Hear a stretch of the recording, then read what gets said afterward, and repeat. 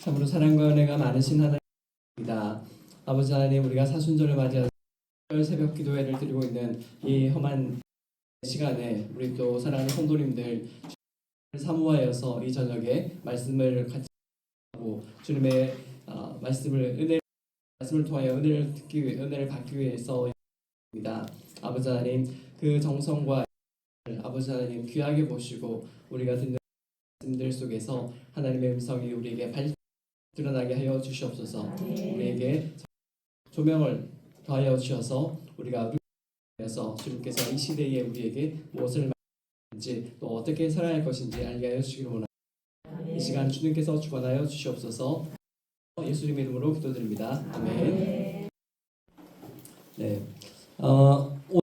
일단 저희가 이제 좀 늦게 오시는 분도 있기 때문에 일단은 그 출석을 저희가 일단은 뭐 체크를 한다는 게 어떤 뭐 결석을 제가 하려는 게 일단은 제가 저희 교부 아닌 분도 계시고 제가 다 아직까지 얼굴 파악을 못해서 그런 차원 출석을 부르고 그다음에 서로 또 잘 아시겠지만 혹시 모르시는 분도 계니까 한번 가볍게 손 정도만 이렇게 다친 거 불편하신 정도만 들어주시면서 저 누굽니다 이렇게 해주시면 좋을 것 같고요. 그래서 일단 오늘은 이기 때문에 룻기에 대해서 간단하게 계획 나눌 거고요. 우리가 어떻게 설교인지 우리가 좀 피드백을 받아가면서 살펴보려고 합니다. 일단 다른 분들 오시기 전에 우리 출석 한번 불러보겠습니다. 제가 가로 했어요. 그 신청하신 순서가 제가 보기가 불편해서 일단은 고빈나 집사님 오셔 제가 적용을 하고 있습니다. 네, 우리 네, 아직 못 오신 것 같고요. 김광수 안수 집사님, 네, 안녕. 네, 아이고 우리 교우신데 제가 뵀는지 죄송합니다. 네, 그다음 우리 김경 권사님 오셨고 김미호 권사님 오셨고 현성 권사님, 네, 손 한번 들으셔. 권사님, 네, 반갑습니다. 그리고 김종희 집사님, 지금 8시까지 가지고 앞에 최대한 빨리 오신다 그랬고, 그다음에 네, 아이고 안녕하세요. 그리고 박귀덕 권사님, 네, 안녕하세요. 권사님, 목장, 네, 아니 우리가 뭐 교부는 아니니까 너무 환영하고 그리고 박금희 권사님 뉴욕에서 오셨네요. 박금희 권사님 아직고요. 우리 박명애 집사님 아직 못 오셨고요. 네, 그리고 박미수 권사님, 네, 아이고 이게 숫자가 자꾸 777인가? 717이요. 717. 제가 지난번에 봤었는데 못했습니다. 717. 박미수 권사님, 박보름 집사님 아직 못 오셨죠? 오신 것 같고, 그다음에 박은섭 집사님 아직 못 오셨고, 그다음에 박천순 권사님, 안녕하세요 권사님, 네 환영합니다. 그리고 서은미 집사님, 안녕하세요 반갑습니다. 제가 안경을 써야지 그나마 또렷하게 보이는데 제가 또렷하게 안 보이네요. 조금 있다가 드리겠습니다. 그리고 손나연 성도님 아직까지 네, 집사님, 네, 이공 환영합니다. 그리고 연님, 네, 아이고 안녕하세요. 빨간 옷 예쁘게 잘 입으셨네요. 우리 506에서 오셨습니다. 네, 그리고 유복수는 그때 못 오신다고 했는데 그다음 유선조 원사님, 네, 네 환영합니다. 그리고 유임덕 권사님 좀 전에 인사드렸던, 네, 그리고 윤임덕 권사님도 계시네. 안 오셨어요? 네, 알겠습니다. 그리고 집사님, 네, 안녕하세요. 네, 그리고 이 집사님, 네, 안녕. 마스크는 나중에 한번 살짝 합니다. 네네, 알겠습니다. 이윤희 집사님 뉴욕에서 오셨어요. 그리고 이제 우리 젊은 교구에서 또 대통령 옆에 박보름 집사님이신가요? 네. 네네네.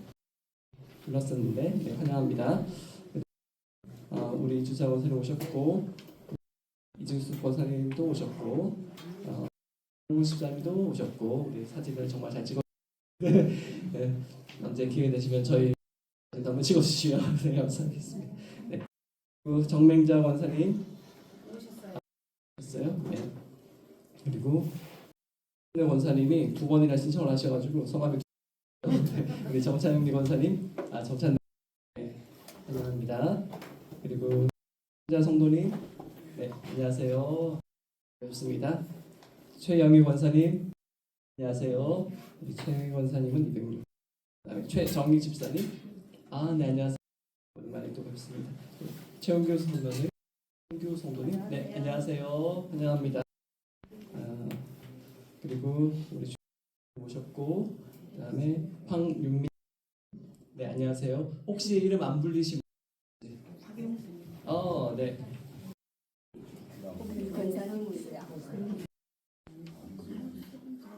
그다음에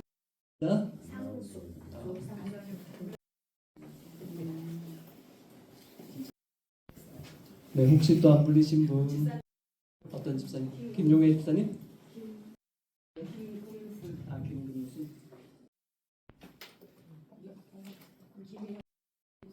김혜영 집사님.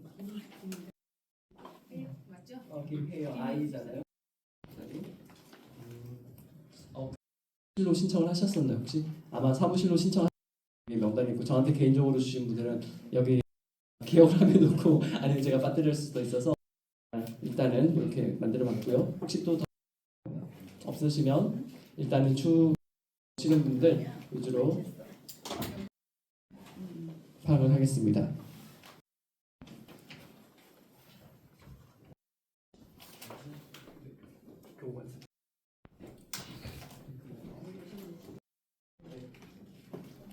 출석 여부가 얼굴 보는 거라.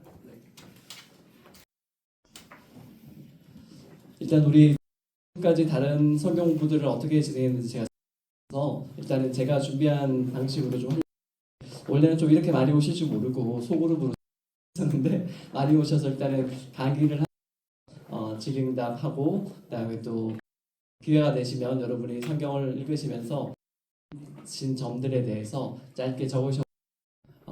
첫 번째 시간, 두 번째 시간 오늘은 하려고 했는데 좀 부담되실 것 같아서 다음 시간 정도에 룻기를 보시면서 여러분이 룻기에 대해서 짧게 한 안쪽으로 짧게 적으신 다음에 마지막에 우리 끝나고 나서 또 그때 새롭게 보이는 어떤 모습일까 그걸 한번 비교해 보셨으면 좋겠어요. 우리가 성경을 왜 공부하나 그리고 또 성경 공부해야 되나 라고 하는 거를 좀 비교할 수 있으니까 좀 뭐라고 할까요?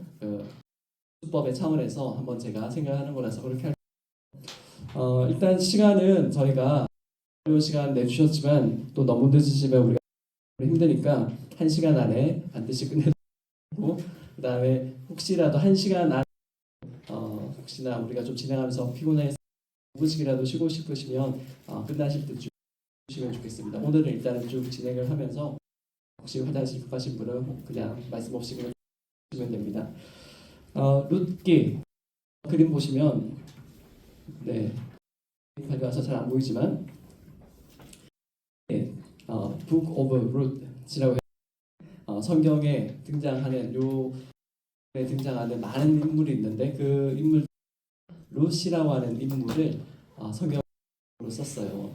룻기 아주 짧은 장밖에 안 되기 때문에 그리고 또 우리 또 여성 성도님들이 많으시잖아요. 그래서 룻기 익숙하실 거고 많이 들어보셨을 텐데 일단은 시작하기 전에 한번 질문을 룻 하면 어떤 게 가장 많이 떠오르시나요? 룻기를 읽었을 때 아무거나 상관없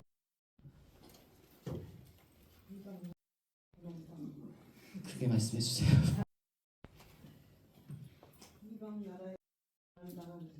네.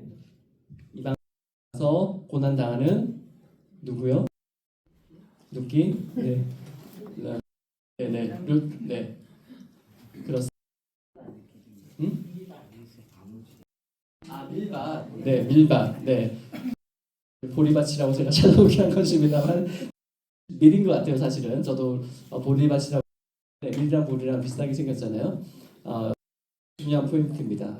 조금 이따가 룻기 배경 때 말씀을 드릴 텐데요. 또 하나 또 떠오르실까요? 나오미의 며느리. 예, 며느리. 그렇죠. 우리나라는 시어머니 며느리의 관계가 아주 중요하기 때문에 룻을 며느리로서의 그런 역할에 대해서 떠올리게 되죠. 또 뭐가 있을까요? 순종. 네. 누구? 어머니한테 순종. 네, 그런 나온 것처럼 시어머니와 며느리의 관계에서 보게 되는 관점이고요. 또 뭐가 있을까요? 현숙한 여인. 네. 여인은 룻을 얘기하는 거죠. 네. 룻 말고 다른 인물에 대해서도 지금 생각나시면 아무거나 말씀해 주셔도 돼요. 네. 다윗의 네, 조상이 되는 그런 역사가 일어나죠. 마지막에 가면. 그러면 많은 질문을 해주셨으니까 시작하기 앞서서 룻기야 하나님이 등장할까요? 안 등장할까요? 안 해요? 네. 어떤 면에서 안 하실까요? 하나님이라고 하는 이름은 나오지 않나? 나오는 것 같은데. 네네. 네네. 하나님은 하고 계시는 그런 모습으로 나오긴 하는데 룻기랑 우리가 혹시나 저희가 8주까지 할 수 있어서 보게 되면 거기도 하나님이 전면에 등장하지는 않으세요. 많은 성경들은 하나님이 직접 말씀하시기도 하고 하나님에 대해서 선지자들이 이야기하기도 하는데 와 에스더는 전면에 하나님이 등장하지 특별히 에스더는 전혀 하나님이라는 이름 등장하지 않는 걸로 유명한 책이죠. 성경이 되었을까? 그런 것도 좀 궁금하고 그런 것도 한번 살펴보면 좋을 것 같고요. 그러면 룻기를 통해서 여러분이 보시는 하나님이시세요. 회복의 하나님. 네.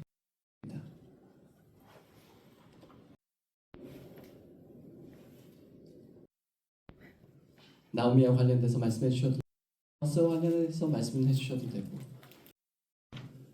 관련해서 말씀해 주셔도 되고 심지어 룻의 동서남에 대해서 말씀해 주셔도 되고 어떤 하나님이실까? 네, 고난 뒤에 축복을 주시는 네, 아직까지는 많은 대답들이 이제 차차 공부해 보려고요. 근데 여러분과 그 성경 공부를 하면서 조금 있다가 사실은 PPT는 복습용으로 보여드릴 거고 일단은 제가 내용을 중심으로 한번 여러분께 강의를 한 다음에 그 다음에 PPT를 먼저 성경 공부를 들어가게 되면 성경의 배경 그리고 또한 그 등장하는 여러 나라라든지 그 역사적인 배경이라든지 이런 거를 먼저 좀 재미없는 부분이기도 한데 일단은 우리 읽어봐서는 잘 모르는 내용들이 많으니까 특별히 구약학자들이 공부를 해서 다른 문서들이랑 많이 비교도 하고 해서 그런 배경이나 저자기 추정을 해서 기록을 했어요. 제가 오늘은 설교할 때는 만큼 두꺼운 책을 갖고 왔습니다. 네, 제목이 관주 해설 성경 이렇게 돼 있는데 여러분도 집에 하나씩 있으실 수도 있는데 이런 책들의 각 성경들의 배경이나 아니면 주제라든지 아니면 개요라든지 아니면 신학적인 그런 배경 바탕에서 쭉 써놨어요. 그래서 이거는 제가 청년부 가르칠 때 하는 얘기인데 우리가 예수님 평생 믿을 건데 신학생들 목사님 되기 위해서 3년 공부 물론 그 이후에 계속 공부를 하시지만 3년을 평생으로 좀 늘려보면 정도 하는 공부 파트타임으로 공부하면 될 것 같은데 그 정도는 없겠지만 우리 모든 성도님들도 이런 공부할 수 있는 성경책 하나 정도는 사셔서 비싸지긴 했어요. 예전에는 한 3만 원에서 근데 요즘에는 좀 책값이 비싸져서 3만 원 정도 할 수도 있긴 한데 한 곳에서 집에 비치를 해놓으시면서 우리 든지 아니면 누가 설교하실 때라든지 아니면 모임할 때 한번 참고해 보세요. 성경을 보는 눈이 많이 달라지고 우리가 궁금해했던 거 사실 목사님들께 잘 아시잖아요. 우리 사무실이 언제나 열려 있는데 성경의 내용에 대해서 질문하시는 분은 아무도 안 계세요. 그냥 뭐 어디가 아픕니다. 우리 자식이 어떻습니다. 하시는데 성경의 내용에 대해서는 안 물으시죠. 그래서 그럴 때는 이런 책들 되고 그런 관점에서 제가 드렸어요. 룻기는 1장 1절에 보시면 이제 성경을 1장 1절에 보시면 배경이 나와요. 이 룻이라고 하는 어느 시대를 배경으로 하는가? 아마 다 아실 거예요. 지금 저희가 새벽 예배 지금 사무엘을 하고 있으니까 그 일을 하셨다는 얘기죠. 그러니까 룻기 설교 때 들으셨을 때 1장 1절에 보면 사사들이 때에라고 이렇게 나옵니다. 그래서 공교롭게도 룻기는 배열에서 사사기 다음에 나옵니다. 우리가 룻기, 레위기, 민수기, 신명기, 여호수아, 사사기, 룻기 이렇게 나가죠. 그 뒤에 뭐 길어가지고 저희가 성경 순서 잘 외우기 힘들어. 사사기, 룻기 여기까지는 아시잖아요. 이 사사라고 하는 시대 왕으로 룻 다음에 바로 등장하는 건 룻의 사장의 마지막 다윗의 그 왕조가 이르게 그 족보가 나와요. 거기에 보면 다윗의 왕 하는 게 나왔기 때문에 사사 시대와 시대 왕이 다스리는 시대 이 배경으로 한다라고 알 수가 있겠고요. 근데 이 배경이라는 룻의 이야기, 나오미의 이야기 시대를 얘기하는 거고, 그런데 이거를 정작 언제 했을까라고 하는 거는 다윗 이야기가 나왔을 때 다윗 왕조 후대에 기록을 했겠죠. 룻에 대한 이야기가 많이 전승이 되어 있고 다윗의 조상이니까 왕의 조상이잖아요.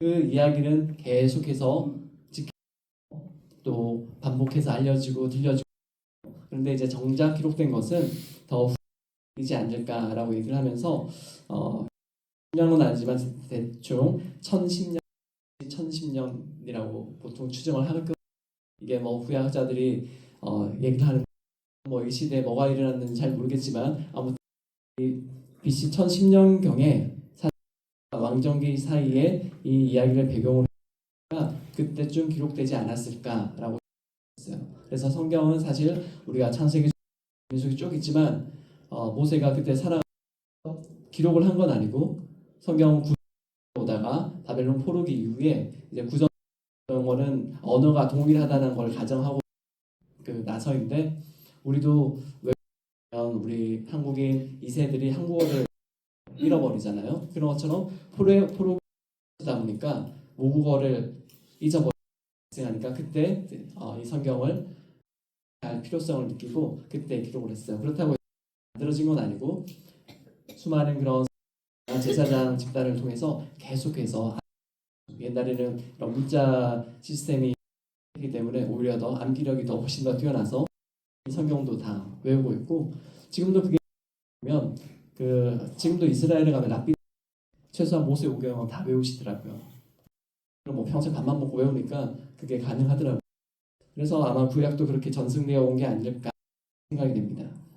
그리고 룻기의 배경이 되는 지역이 두 지나, 당연히 이제 나오미와 그의 남편이었던 엘리라고 하는 이 두 부부가 자기의 두 아들을 이스라엘에서 가문으로 넘어가죠. 그러니까 이스라엘이라고 하는 한 나라, 모압이라고 하는 다른 나라, 이렇게 두 나라가 등장. 그래서 우리가 이스라엘에 대해서는 잘 알고 있으니까 그래서 어떤 나라인지 한번 짧게 모압은 혹시 어디에 시작되었는지 기억하시나요? 창세기를 읽어. 모압의 아빠 엄마가 누구죠? 모압은 사람 이름이거든요. 대체로 사람 이름이에요. 네. 아빠 엄마의 관계 미묘한 관계입니다. 제가 힌트를, 소돔과 고무라 사건 이후에 났어요. 네. 아빠는 그리고 엄마는 롯의 딸. 딸 이름은 기억이 안 나지만 아무튼 잘 아시다시피 모압이에요. 그래서 약간 흥미로운 얘기인데, 이거는 이제 성서 외적 사실 이스라엘과 모압 일종의 친척 관계잖아요. 아브라함의 그 친척이니까. 그런데 가까운 친척일수록 좀 싸우는 일이 많았어요. 그때는 아무래도 하면서 양떼를 키우다 보니까 땅은 한정되어 있고 또 서로 이렇게 이동하면서 지내야 되니까 아브라함과 롯도 그렇게 갈라진 거잖아요. 이스라엘 사람들이 모압을, 이도가 거기에 담겨 있는 거예요. 너네는 딸이랑 그렇게 비정 관계를 통해서 태어난 민족이지.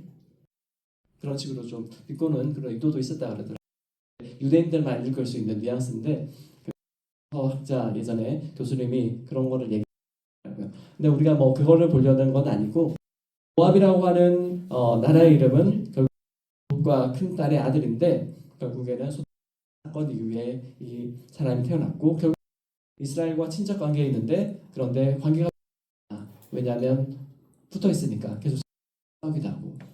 그런데 모압 성경에서 보면 신명기 23장 3절이 있어요. 찾아보셔도 좋겠는데 거기 모압은 영원히 여호와의 총회에 들어오다라고 얘기를 해요. 그러니까 이스라엘 자신의 나라의 거룩함을 유지하기 위해서 그때 이방 나라에 결혼하는 것을 금지했거든요. 룻기에 이야기하는 좀 반대되는 이야기죠.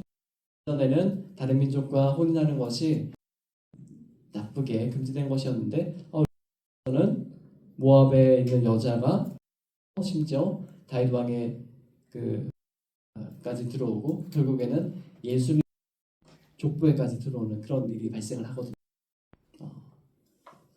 여기에도 또 유도하신 바가 있을 것이다 라고 생각하고 우리가 차차 생각해봤으면 좋겠고요.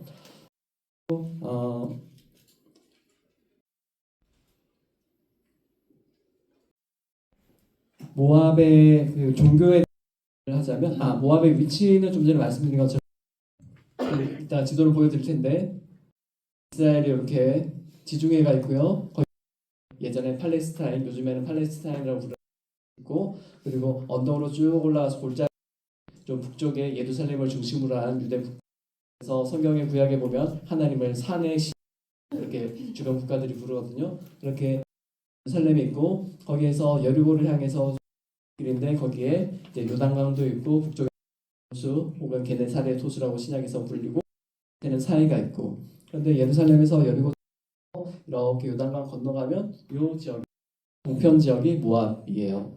그래서 요단강 동쪽이 모압이 예전에는 그 목초지가 풍부했기 때문에 많이 단연히 롯의 그쪽에 가서 산 거고 모압 평지라고 해서 거기서 많은 고대 왕들이 있기도 하고 그랬어요.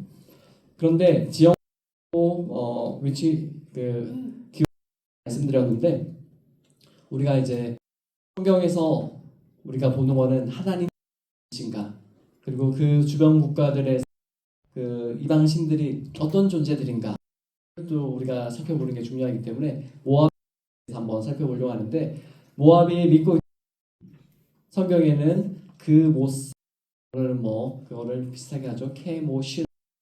근데 사실 이제 특정하게 이 신이 그런 우리가 규정을 할 수 없는데 모압 지역에 그런 신상들 있잖아요. 돌에다 이렇게 만든 거 그런 거 보면 주로 의 신이에요. 그 당시에 주변 많은 나라 우리 성경에도 구약의 하나님을 라고 하는 것도 이제 전쟁의 신이라는 그런 표현인데 주변의 많은 나라들의 신들이 전쟁의 신 그리고 열왕기 상 7절에 보면 그 모스라고 하는 이름이 나오고 열왕기 하 3장 27절에 보면 전쟁에 있던 그 왕이 자신의 왕자를 이제 인신공양을 해가지고 하나님을 경독해서 이스라엘이 이렇게 후퇴도 벌어지거든요. 결국에는 하나님을 섬기지 않는 이스라엘 주변의 다른 신들은 이제 좀 뭐라고 해야 되나라는 표현을 쓰는데 영어 성경에도 보면 이렇게 나오고 한국말로도 가증스러운 나오는데 우리가 바로 인신공양을 하는 만큼 가증스러운 신이다라고 얘기를 하고 있어요.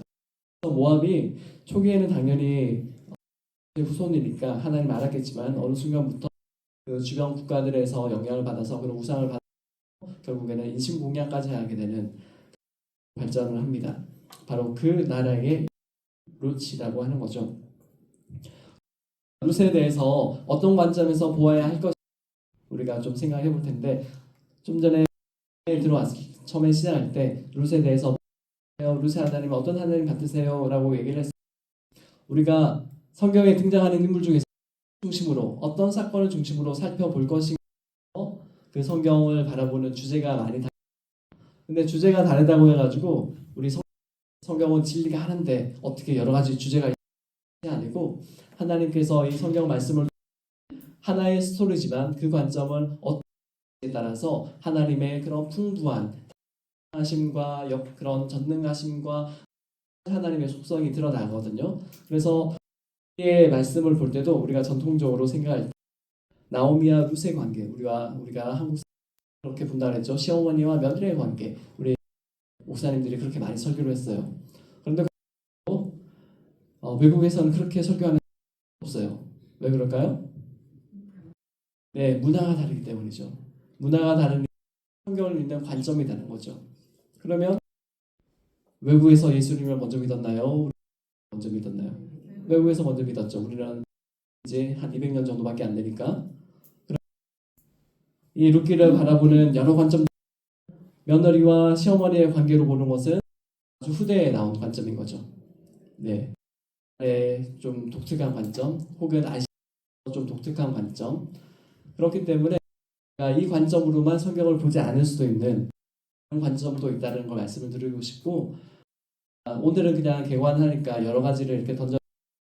그 중에서 여러분이 보시고자 하는 것일까? 그리고 여러분이 생각하지 못하셨지만 학자들이 이 룻기를 바라보는 관점을 한번 살펴보면서 그 관점으로 내가 읽으면 어떤 하나님에 대해서 우리가 알까? 이런 거를 조금씩 공부해 보시면 좋을 것 같아요.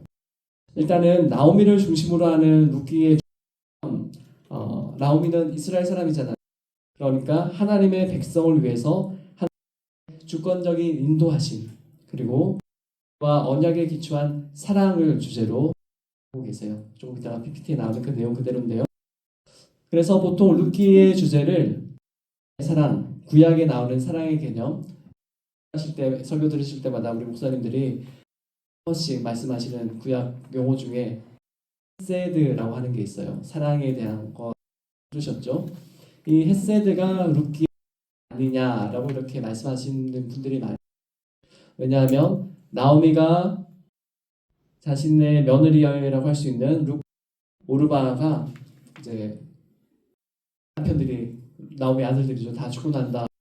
그냥 헤어진 게 아니고 구구절절한 너는 어머니의 집으로 돌아가서 그리고 새 남편에게서 복을 받으라라고 하는 사실 표현이죠. 우리가 이거는 아시아적인 관점하고 물론 요즘에는 이제 사람들이 깨어 계니까 내 아들은 죽었지만 너는 뭐 손 남편 새 남편 만나가 살아라 이렇게 말할 수도 있지만 그것은 쉬운 말이에요. 그런 관점에서 나오미의 그런 헤세드 완전히 전폭적인 사랑 그리고 끝까지 책임지는 그 사랑에 대해서 또 얘기를 하죠. 또 우리가 또 설교 시간에 많이 듣는 것처럼 룻은 돌아가지 않고 어머니 시어머니를 선택했죠. 그래서 우리는 이제 이거를 시어머니 그런 사랑의 관계로 보는데 에서 이거를 여성 간의 우정 내지는 관계라고 보기도 하거든요. 특별히 이 당시는 가부장적이기 때문에 남자들은 다 죽고 여자들은 또 외국에서 나오미 외국으로 갔죠. 그 다음에 룻이 다시 이스라엘로 오지만 외국이죠. 그러니까 외국에서 국은 좀 어려운 표현인데 그냥 소외자라는 그러니까 메인스트림이 아니고 그 주류 계층이 아니고 사회에서 말하면 그냥 외국인 노동자들, 외국에서 시집 오신 분들 아니면 장가 오신 분들 그런 관점에서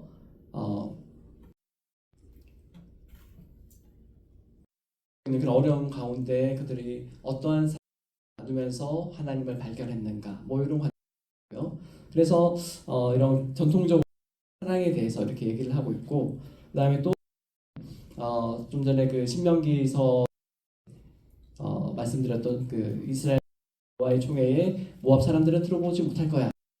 그 시대는 이제 지나고 외국인 성경에서 말하는 들에 대한 하나님의 사랑이 확정하는 관점에서 외국인이지만 백성으로서 믿음을 가지고 있기 때문에 그런 관점에서도 또 볼 수 있거든요. 그래서 이거를 이제 예수님 시대까지 넘어가게 되면 민족과 종교나 언어가 다르더라도 하나님께서 이전부터 역사하고 계셔서 하나님의 개념이거든요. 그래서 그 하나님의 백성으로 들어오기까지 에서 보이지는 않지만 그 이면에 하나님께서 네. 그런 관점에서도 성경이 있어요. 그래서 다양한 관점에서 성경 과연 여러분의 관심은 그리고 여러분의 무엇인가 묻기를 반복해서 읽으시면서 살펴보기가 좋거든요. 같아요. 좀 어떤 또 루키 에스더를 어떻게 읽을 이야기의 전면에 하나님이 드러나지 않는 성경을 어떻게 읽을까라고 하는 그런 질문이에요. 부터 이 성경을 어떻게 정경에 넣으라고 하는 질문과 더불어서 계속 오랫동안 소위 말하는 신학적인 논쟁, 토론이 있어 왔거든요. 그러면 우리는 평신도지만 그래도 하나님이 정면에 보이지 않는 이 성경들이 나에게 유익을 주고 하나님과 관계에 있어서 어떻게 우리가 살아갈 것인가를 보여주는 자료가 되거든요. 우리가 기도 생활 열심히 하시는데 특별히 고난을 겪는 경우에 하나님께 기도가 잘 되지 않을 때가 있잖아요. 하나님께 기도를 하는데 하나님이 안 계시는 것 같은 걸 받을 때가 있잖아요.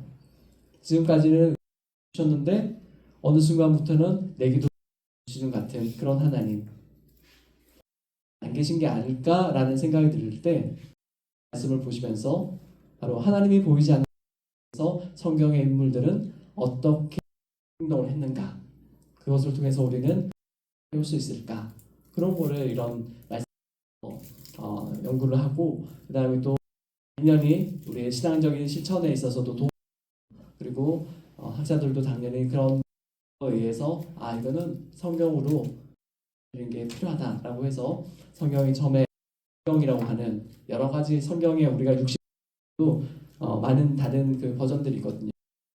이스라엘 같은 경우, 그 유대교 같은 경우는 뭐 들어보셨는지 모르겠는데 토빅이라고 그런 약간 뭐 해야 될까요? 전래동화 같은 그런 느낌의 이야기들이 있어요.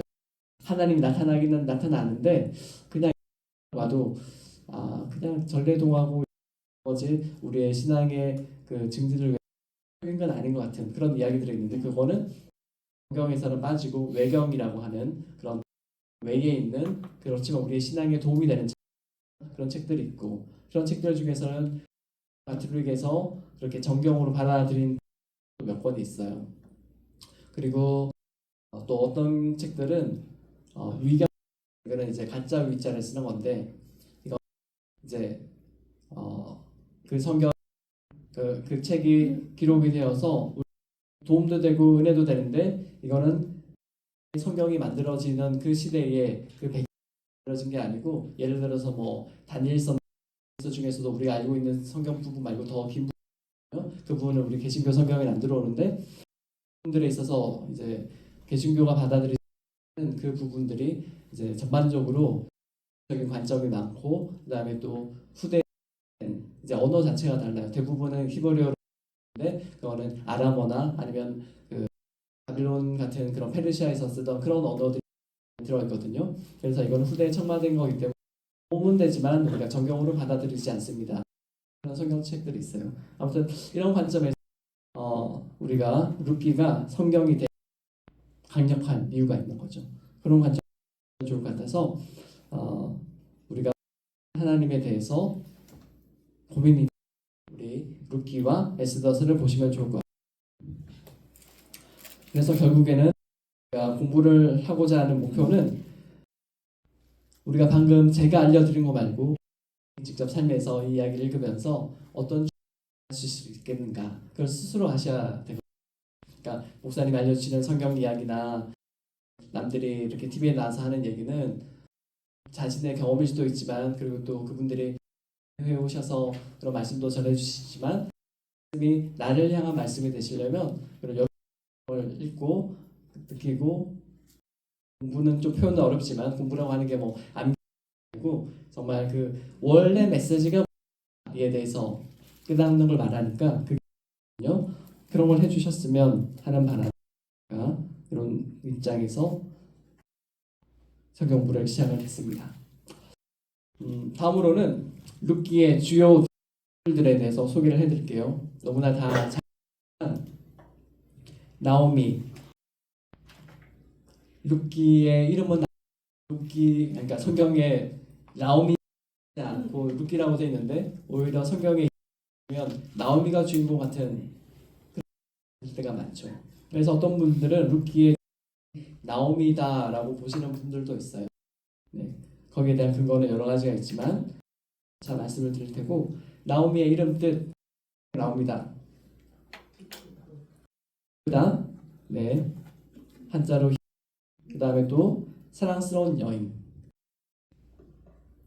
그러면 또 나온 김에 인물은 아니지만 나오미의 남편 분의 이름 엘리멜렉 이전에 나옵니다. 뜻이 뭐라고 뭔지 아시나요? 엘리멜렉.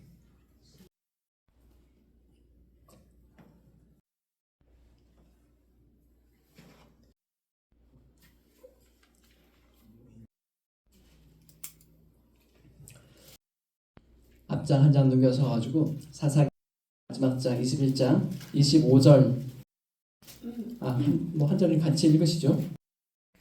사사기 21장 25절 네 함께 읽겠습니다. 시작. 이스라엘에 왕이 없으므로 사람이 자기의 소견에 오른 대로 행하였더라.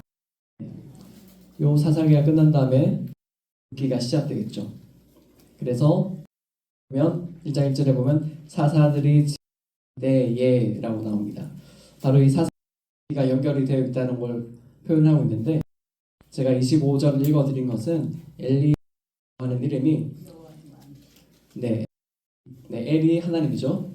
리는 하는 거예요. 나의 하나님. 그다음에 멜 왕. 네. 시대의 핵심 주제가 이거예요. 이스라엘에 왕이 없으므로 이스라엘의 하나님이신데 사사 시대에는 하나님을 중심으로 하지 않고 그냥 자기 어른대로 자기가 사사가 돼요.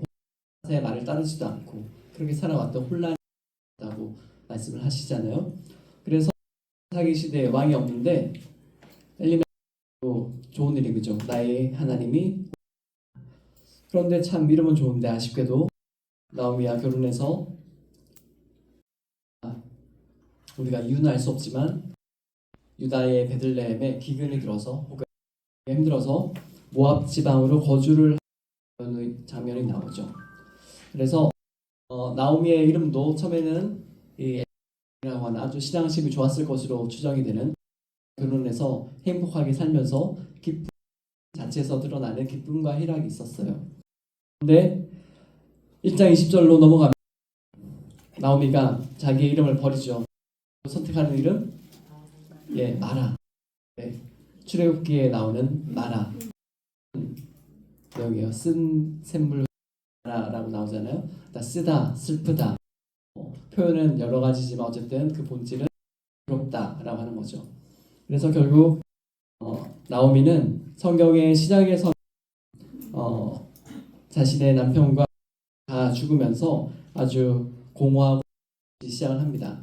그러다가 이제 넘어가면서 하나님께서 나오미를 보여주시는 그런 언약을 통해서 혹은 통한 그런 하나님의 알려짐을 통해서 하나님이 어떠한 분이신지 다시 회복을 하고 결국에는 이제 사장의 마지막에 가면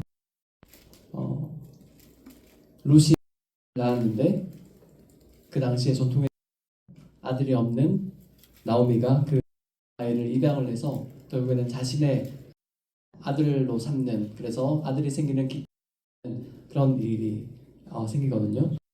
이 룻기의 시작은 슬픔이었으나 끝은 그런 하나님께서 보여주는 마무리되는 그런 주제를 또 볼 수 있어요. 이름을 통해서. 그 다음에 두 번째 등장하는 주요한 인물 룻을 볼 수 있게. 룻의 이름은 뜻은 좀 전에 말씀드렸어요. 알려드렸나요? 룻의 이름?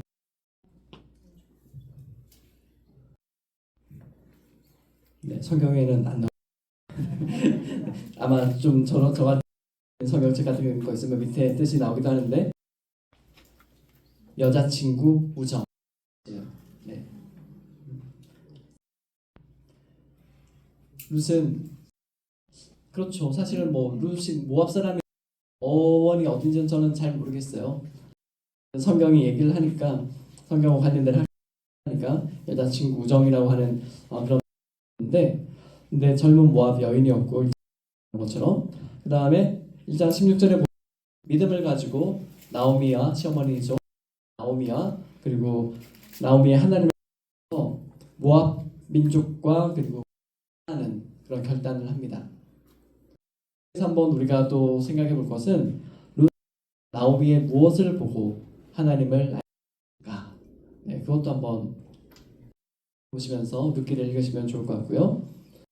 말씀드린 것처럼 마태복음 1장 5절에 보면 보에 룻이 당당하게 그 4명의 가 있잖아요. 그 중에 한 명 당당 특별히 외국인으로서 있습니다. 그리고 마지막 또 중요한 인물 보아스가 있습니다. 보아스의 이름의 뜻은 잘 안 나오기 때문에 또 말씀을 드리자면 그 능력이 있다. 이거는 그 역대하에 그 사실 이제 이 보아스의 시기 이후죠. 세워질 때니까 솔로몬 성전이 세워질 때니까 성전에 두 기둥 주요한 거 있잖아요. 큰 두 기둥 보아스 할 때 그 보아스거든요.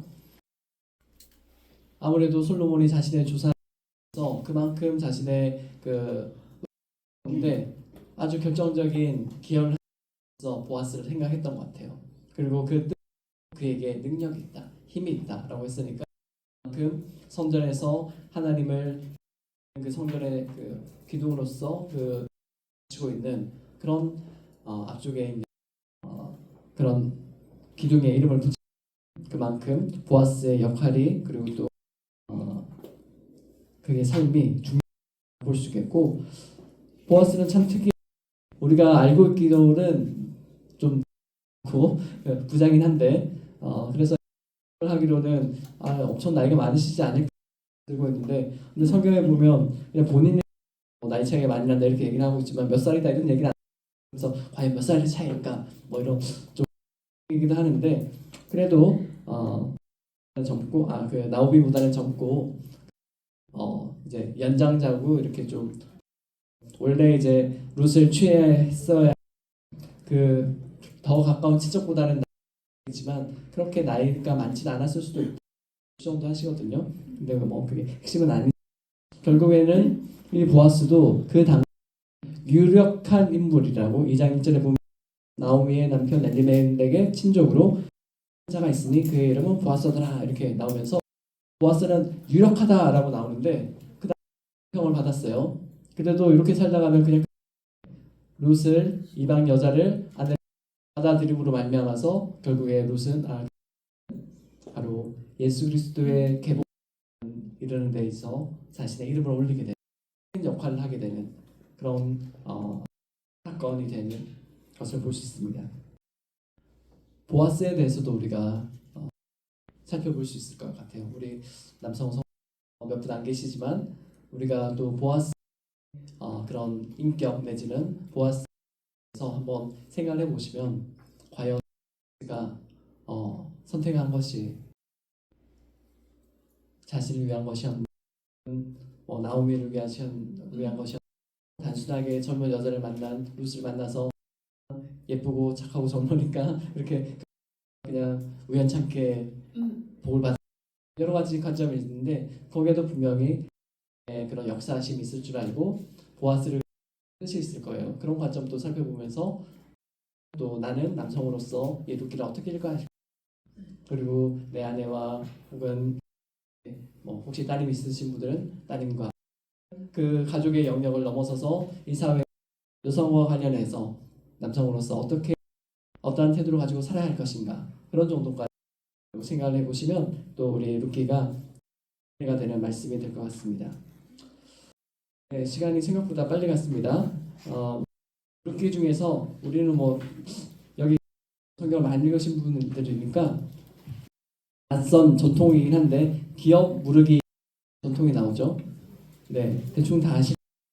사장이 나오는 소제목이기도 한데 이게 근거 사실 이제 뭐 예전에는 법을 먼저 만든다 법을 만든 다음에 따른 게 아니고 그 관점에 대해서 설명을 한 게 일이니까 그런 관점에서 원래는 이 기업 무르기라고 하는 게 있는데 성경에 기록된 게 신명기 5절에서 10절 사이에 나오는 말씀이에요.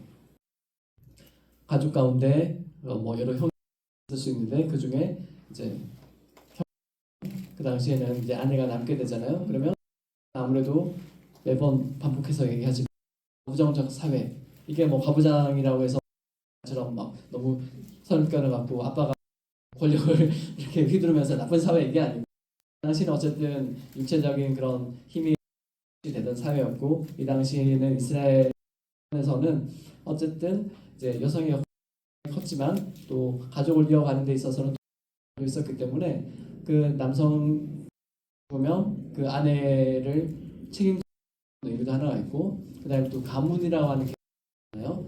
그때는 이제 요즘에도 그렇게 않겠지만 나의 존재 자체는 나의 그 자손을 통해서 존재하게 된다.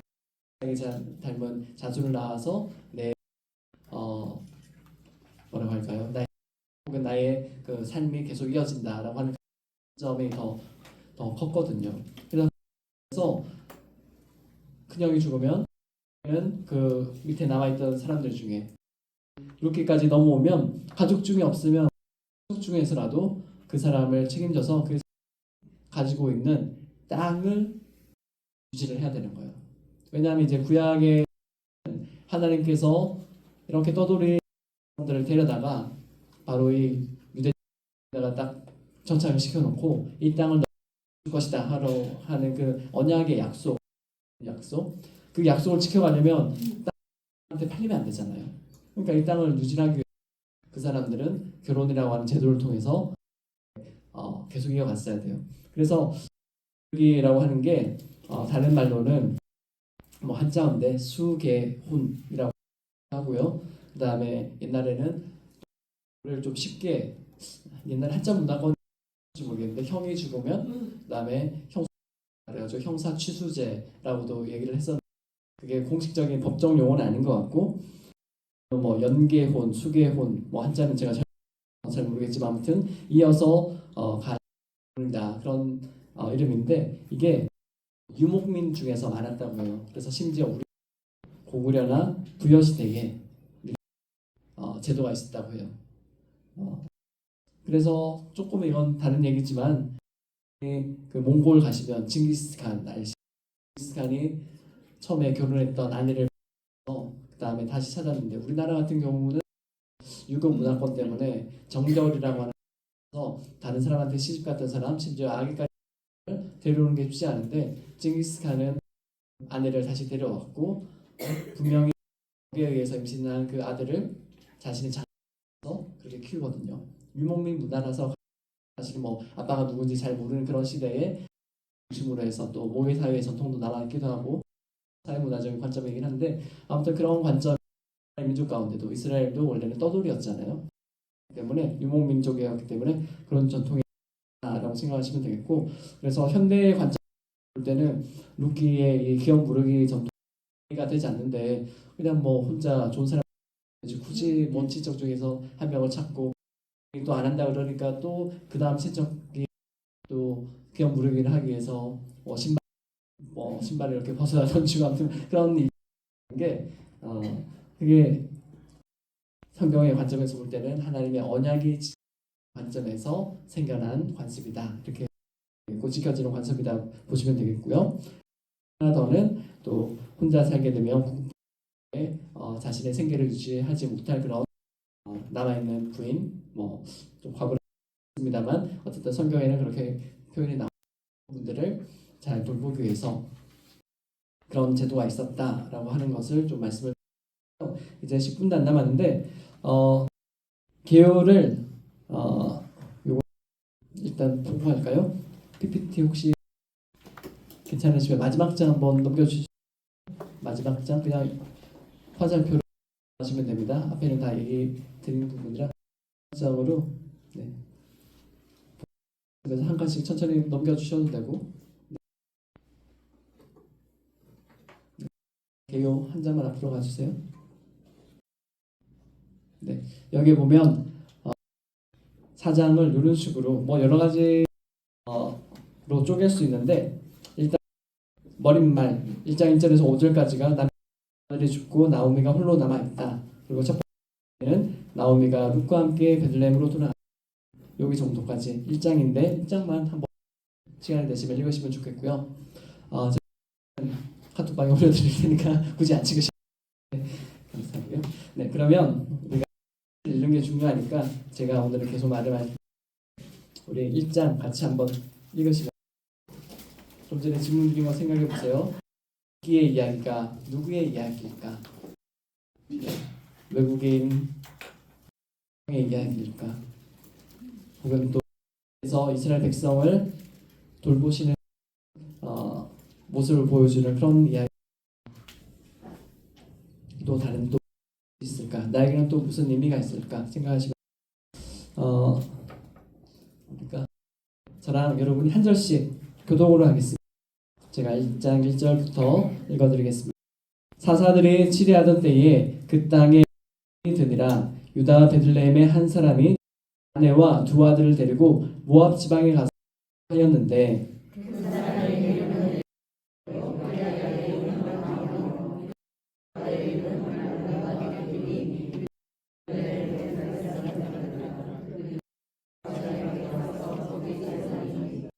나오미의 남편 엘리멜렉이 죽고 나오미의 두 아들이 남았으며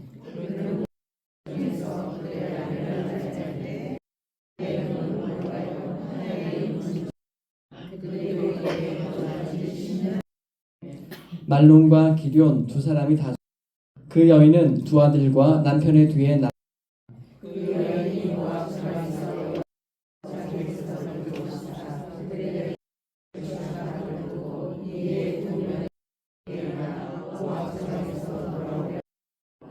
있던 곳에서 나오고 두 며느리와 함께하여 유다 땅으로 돌아오려고 기르다.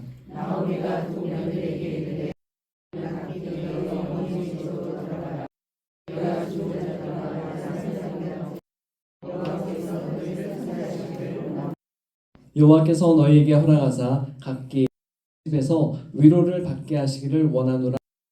그들에게 입맞춤에 그들이 소리를 울며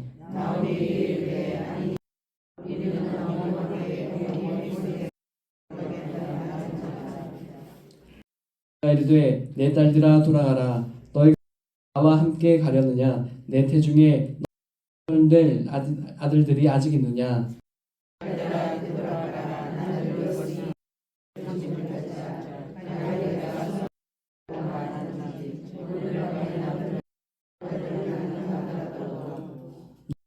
그들이 자라기를 기다리겠으며 어찌 지내겠다고 결심하겠느냐? 내 딸들아 아니하니라. 여호와의 손이 나를 치셨으므로 로 말미암아 더욱 마음이 아프도다 하매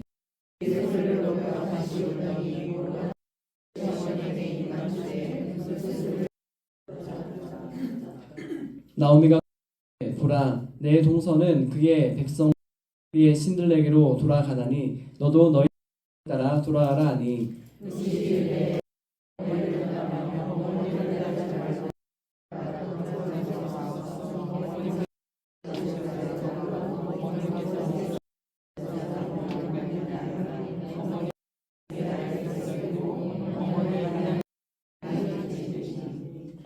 어머니 계시는 곳에서 나도 죽어 거기에 묻힐 것이 만일 내가 죽는 일 외에 어머니를 떠나면 여호와께서 내게 벌을 내리시고 더 내리시나이다 하는지라.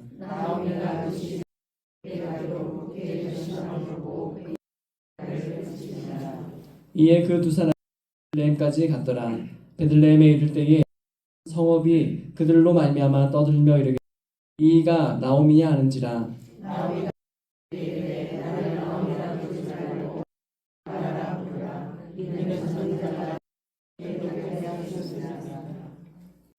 하게 나갔더니 여호와께서 내게 비어 하셨느니라. 여호와께서 나를 징벌하셨고 나를 괴롭게 하셨거늘 너희가 어찌 나라 부르느냐 하니라.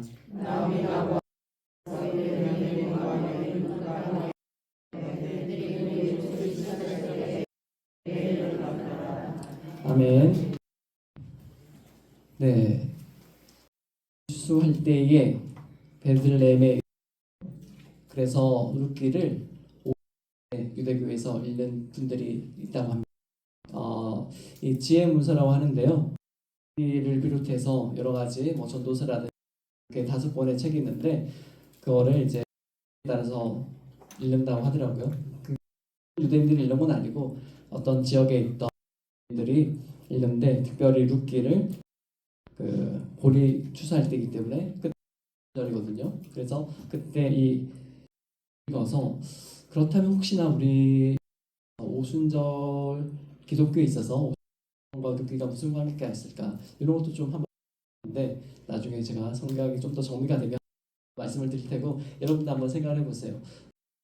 볼이 추수할 때에 돌아왔을 네 그런 것도 한번 생각해 보시면 좋겠고 그 다음에 1장을 읽으실 때 통해서 하나님이 어떻게 등장하는지 그리고 그 며느리들에게 이제 딸들이라고 부르면서 하나님의 그런 나오미가 느껴서 얘기를 하는 장면 그리고 또 하나 더는 그 남편과 두 아이를 잃어서 나오미의 판단은 무엇이야? 13절에 나오거든요. 하나님 나를 치셨다라고 하는데 그것이 어떤 생각 때문에 어떤 판단 때문에 이런 이야기가 나오게 되었을까? 이걸 우리가 문자 그대로 정말 그렇게 혹은 나오미도 그렇게 생각하는 것일까? 아니면 너무 슬프기 때문에 그렇게 또 불러 표현을 하는 것일까? 우리가 또 성경을 그런 관점들을 가질 수가 있거든요. 그런 것도 좀 생각을 해보고 우리가 성경 룻기를 볼 때 가장 많이 적으로 다루는 부분이죠. 1장 16절 어머니께서 나도 가고 어머니께서 머무시는 곳에 나도 머물게 여기 핵심이죠. 어머니의 백성이 나의 백성 어머니 하나님이 나의 하나님이 되시라고 하는 이 고백을 룻이 어떻게 할까? 네.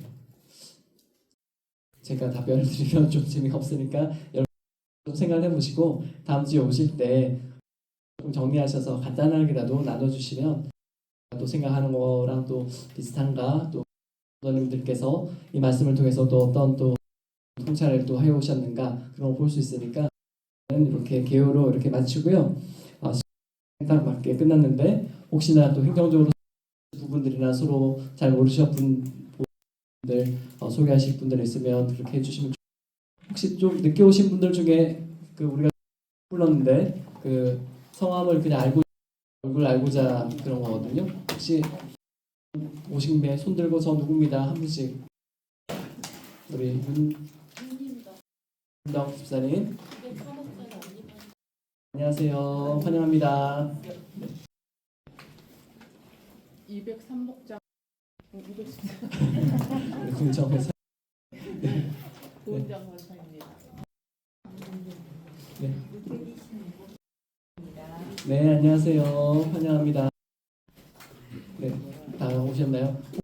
저희 출석부에 성함 없으신 분들 한번 써주고 저도 이제 차차 얼굴과 매치해서 기도를 하도록 하겠습니다. 네, 제가 기도로 마무리를 할게요. 네, 일단 그 다음에 좀 더 얘기를 나누도록 하겠습니다. 기도드리겠습니다. 사랑원의 하나님 감사합니다. 오늘 첫 시간이라 개요를 나누면서 없이 이런저런 얘기를 많이 던졌는데 아버지가 말씀을 보면서 이 말씀을 통해서 어떻게 하나님을 알고 또 새롭게 하나님을 볼 수 있을지 우리가 이 시간 성경 공부 이 시간을 통해서 또한 알아가기를 아버지 하나님 우리가 기도를 통해서도 하나님을 알고 설교를 통해서도 하나님을 배우고 또한 우리의 삶의 역사하시는 하나님을 통해서도 하나님을 하지만 성경을 깊이 묵상하면서 그리고 또한 오늘 우리에게 어떤 말씀을 하시는지 배울 수 있는 또 다른 장이 있음을 우리가 성경을 공부하면서 우리의 하루하루 더 깊어지며 우리가 이웃을 향하는 우리의 마음이 더 깊어지게 그것을 통하여 하나님을 더욱 더 깊이 알아갑니다. 이 시간 붙들어 주실 줄 믿습니다. 돌아가는 발걸음 위에다 지금 사순절 기간이라 몸이 많이 지친 가운데 우리 성도님들 붙들어 주셔서 날 하시고 모든 일들 하나님을 믿음으로 말할 수 있는 은혜를 더하여 주시옵소서. 모든 예수님 이름으로 기도드립니다. 아멘.